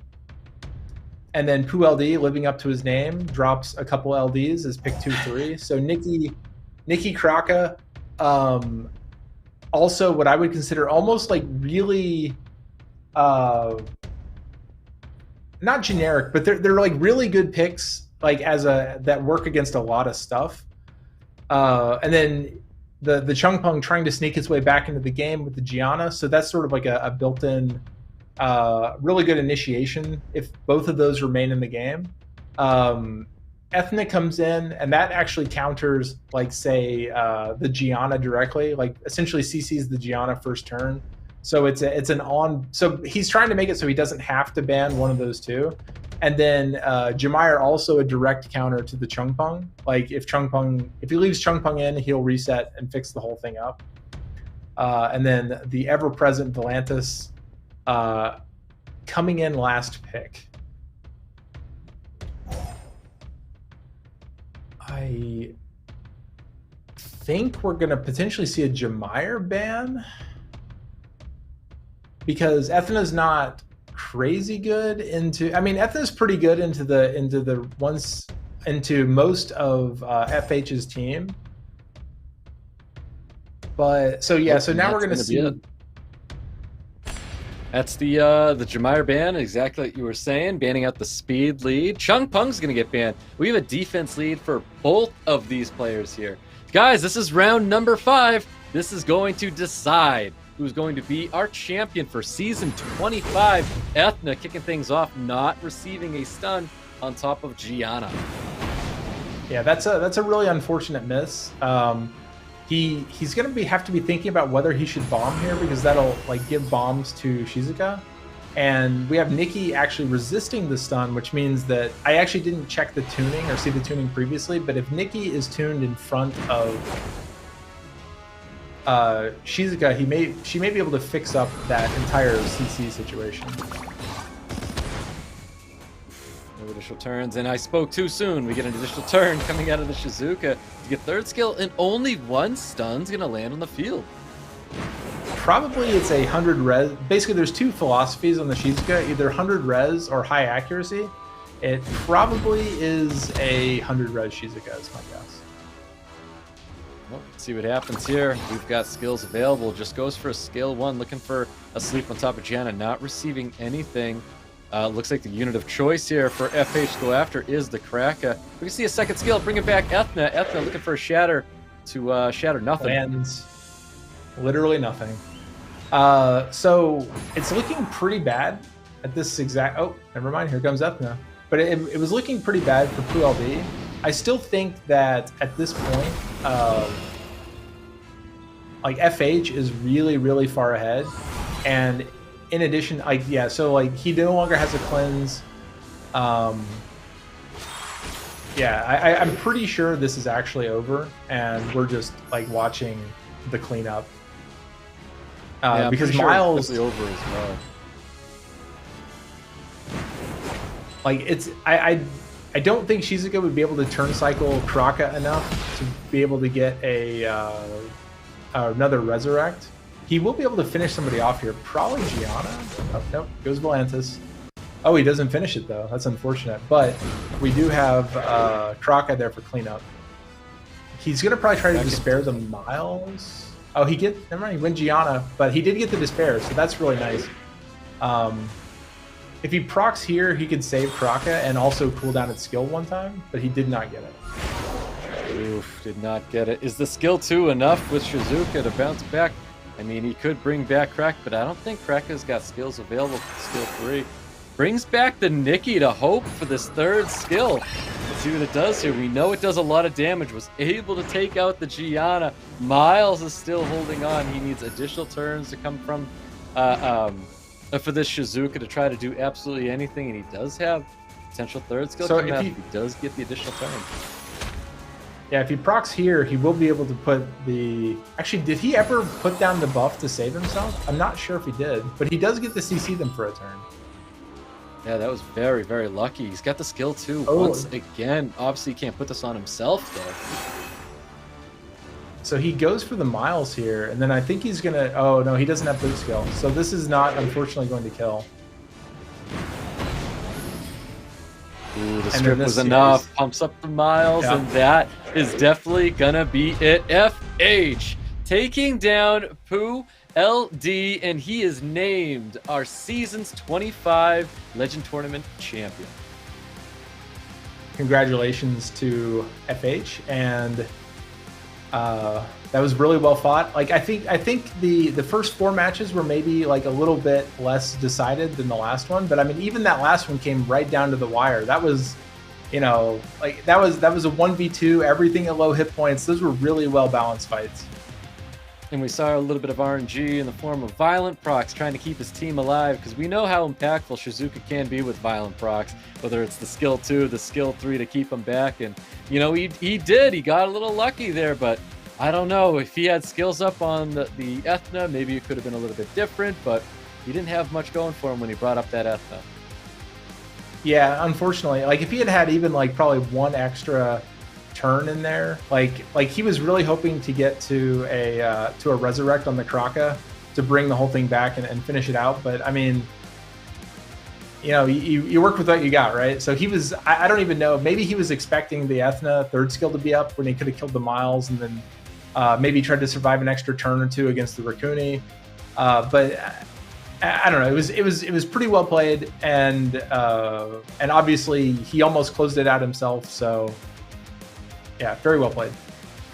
It definitely was. So congrats on, well, LD for making it as far as he did, his first time here in a Legend tournament. So big congrats on him for his journey, but ultimately a massive congrats here to FH. Like I said, I don't believe this is the first time we've seen him in a Legend tournament, but this is definitely his first time claiming victory as a Legends tournament champion. And also, guys, we have, SWCs coming up here.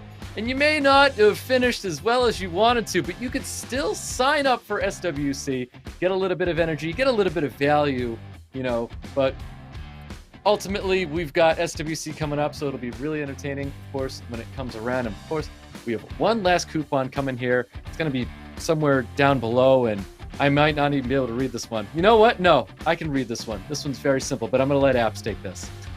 It's Signoops 23.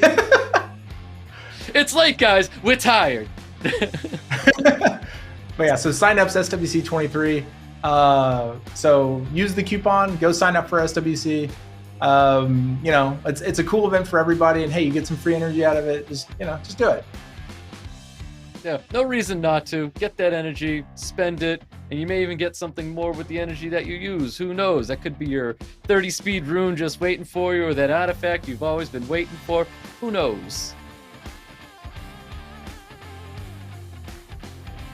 And hey, 3 scrolls. It only takes 1. Yeah, exactly. But it's been quite a legendary tournament here. It's been an absolute pleasure to cast with you, App. So thank you so much for joining me today.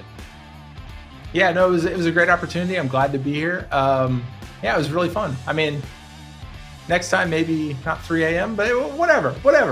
Yeah, I don't make the rules. Well, that's okay. Because I mean, if I could make the rules, would I say maybe no more 3 a.m.? Yeah, maybe I would. Maybe I enjoy being up at this hour, because I'm here so often. So, or maybe I just like torturing myself. Either way, guys, it's been an incredible Legend tournament. I always look forward to the next one, and we may even have Apps on again for, our next Legendary tournament. So who knows? So we'll see what happens here, but hope everybody finished where they wanted to finish in Season 25. And if you didn't finish that well, there's always Season 26. At least that's what I tell myself. Yeah. Well, and especially 4-star. It's a good time for everybody. It's time to see how many times you can draft Escher in one day. Just get in there and Or maybe we'll have new things to draft when Reloaded goes live. Who knows? We could have all sorts of new tricks. I think technically Special League will be over by the time Reloaded comes out, but even so, it'll give us something to think about for next time, perhaps. Who knows? I don't have any information.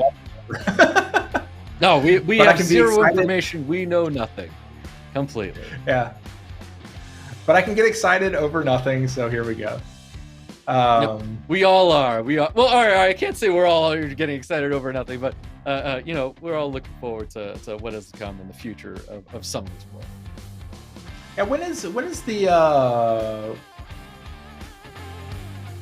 we're gonna have some highlights coming up today.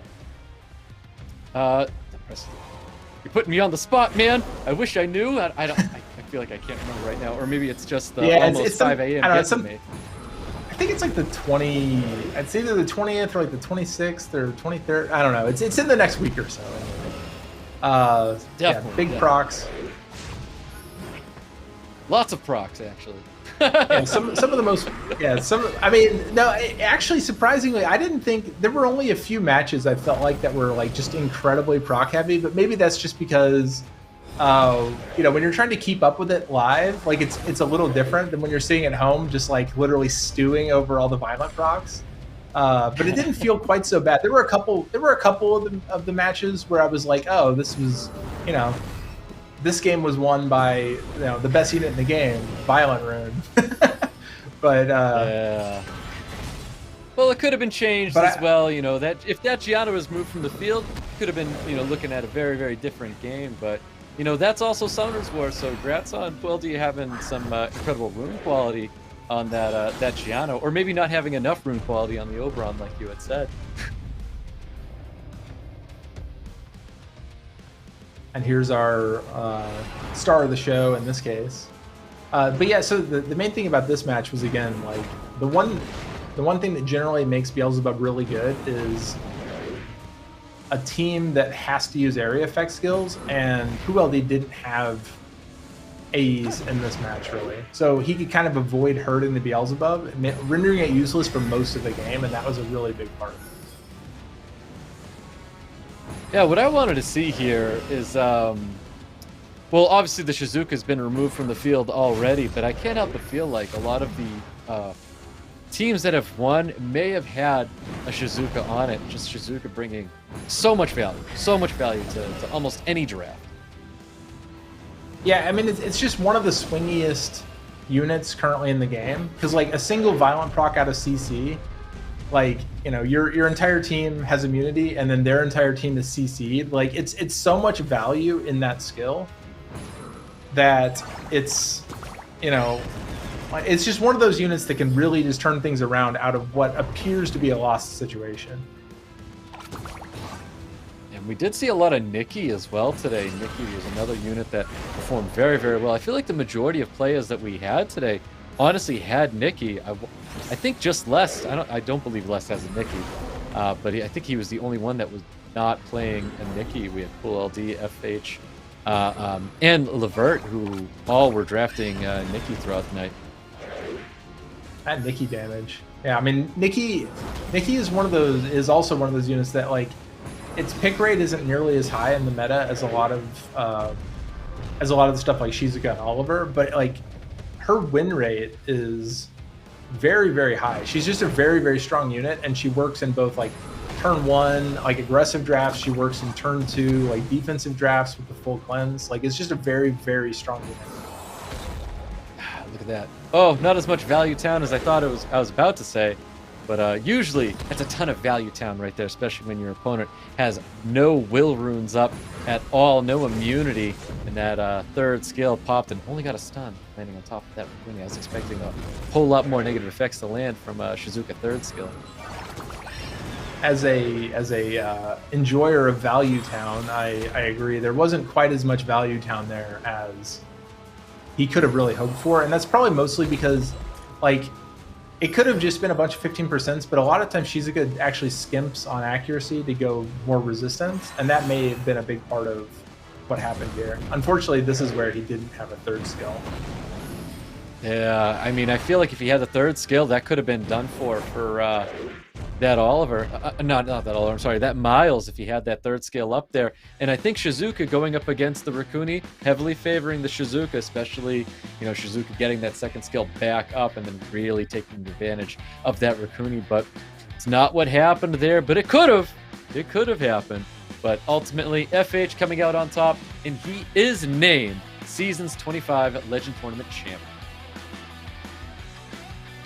And once again, congratulations to FH, and maybe we'll see him again season 26. Maybe we'll see him in SWC as well. I don't believe I remember calling out an FH during SWC, but I'm sure he's applied and he's been in prelims before. I want to say I've definitely remembered hearing him in a prelim. So that's not the end of the road for any of these players, especially Levert as well. I'm sure we're going to be seeing Levert in SWC for the European Cup. And of course, Lest being a previous SWC champion, it's definitely not the last of him. That is for sure.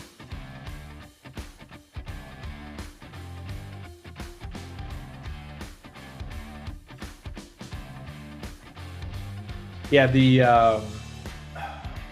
so what I'm kind of curious about, though, is in the next, like, so we have another, what, like, month until a balance patch? So a balance patch hit,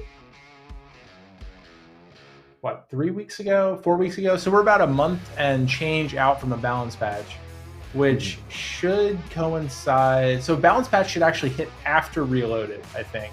And I'm really curious if any of that, like, will change up, like, especially like if any major changes come in Reloaded, if we're also going to be seeing like any changes to how they do balancing, or if Reloaded has enough effect on, you know, potentially the base mechanics of monsters in some way that we would actually, like, I don't know. I feel like with a name like Reloaded, there's got to be some kind of a shakeup that should probably extend also to RTA. So I'm really curious to see what's going to be happening soon.